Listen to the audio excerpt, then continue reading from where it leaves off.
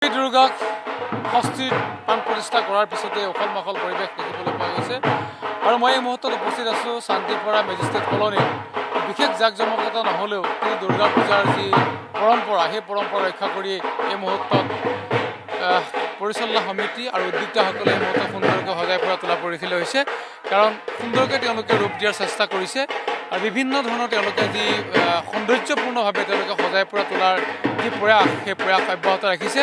আৰু এই যি পূজা মণ্ডপ এই পূজা মণ্ডপ ইতিমধ্যেই প্ৰায় 30টা বছৰ অতিক্ৰম কৰিলে আৰু কভিডসৃষ্ট পৰিৱেশৰ মাজতেই দুৰ্গা পূজাক যিহেতু ইয়াত প্ৰতিষ্ঠা কৰা হৈছে আৰু দেৱী দুৰ্গাক ষষ্ঠীৰ এই দিনটোত প্ৰতিষ্ঠা কৰাৰ পিছতে নিশাৰ ভাগতে এই মুহূৰ্তত দেখিবলৈ পোৱা গৈছে যে হাক ধুলে যে দুৰ্গা উৎসৱৰ যি দেৱী দুৰ্গাক প্ৰাণ প্ৰতিষ্ঠা কৰাৰ পিছতে যি দুৰ্গা উৎসৱ সেই মাদকতা দেখিবলৈ পোৱা গৈছে।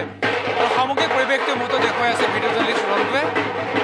বিগত সময়ত যদি আমি চাওঁ বিশেষ তেওঁলোকে জাক জমকতাৰ দুৰ্গা পূজাৰ এই যি সৌন্দৰ্য বিভিন্ন ধৰণৰ সৌন্দৰ্য তেওঁলোকে কৰিছিল, কিন্তু এইবাৰ বিগত দুটা বছৰে তেওঁলোকে দুৰ্গা পূজা পাতিব পৰা নাছিল কভিডসৃষ্ট পৰিৱেশৰ বাবে। কিন্তু এইবাৰ চৰকাৰী নীতি আৰু নিৰ্দেশনাৰ মাজত দুৰ্গা উৎসৱ তেওঁলোকে উদযাপন কৰিব।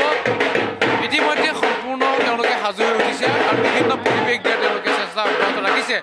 আৰু এই মুহূৰ্তত দেখিবলৈ পোৱা গৈছে হাক ধৰিলে যি দুৰ্গা উৎসৱ দেৱী দুৰ্গাক প্ৰাণ প্ৰতিষ্ঠা কৰাৰ পিছতেই নিশাৰ ভাগতো যিধৰণে তেওঁলোকে এক পৰিৱেশ মুহূৰ্তত দেখুৱাবলৈ চেষ্টা কৰিছে যে অব্যাহত আছে হাতৰ শব্দৰে পৰিলক্ষিত হৈছে।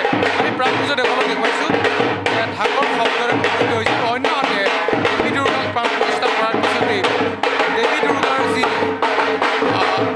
অলংকাৰ সেই অলংকাৰসমূহ এই মুহূৰ্তলৈকে সুসজ্জিতভাৱে তেওঁলোকে নিৰ্মাণ কৰাৰ চেষ্টা এই মুহূৰ্তলৈকে অব্যাহত আছে। আমি কথা পাতি যাম আৰু তাৰ সম্পূৰ্ণ পৰিৱেশটো দেখুৱাই যাম আৰু ইয়াৰ কথা পাতিবলৈ চেষ্টা